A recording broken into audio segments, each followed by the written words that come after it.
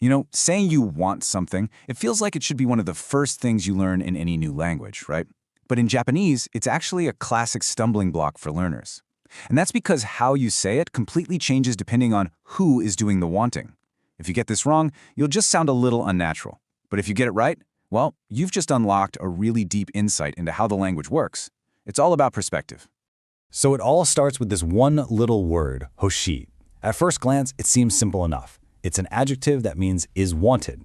And this is our building block for pretty much any kind of desire. But, and this is the really important part, there's a huge catch. This word comes with a very specific rule about who you're allowed to use it for.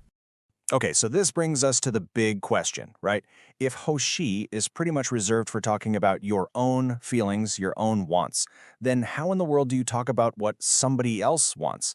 Japanese grammar has this really interesting built-in idea that you can't actually know what's going on inside someone else's mind. And because of that, we need a whole different set of tools to talk about their desires.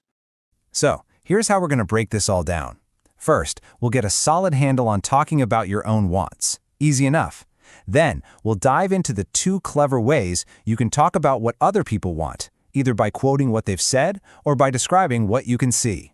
And to wrap it all up, we'll put all these rules together so you can see them side by side.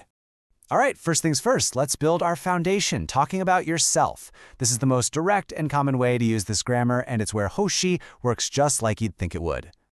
The pattern here is actually super simple. You just take the thing you want, pop the particle ga right after it, and then finish it with hoshii desu. That little ga particle is key. It's like a spotlight that shines directly on the thing you desire. Let's see what this looks like in a few sentences. Mizu ga hoshii desu means I want water. And here's the best part. Hoshii is what's called an I adjective, which means it plays by all the regular rules you probably already know. Want to say you don't want something? It becomes hoshikunai. Talking about something you wanted in the past? It's hoshikatta. See, it's totally consistent.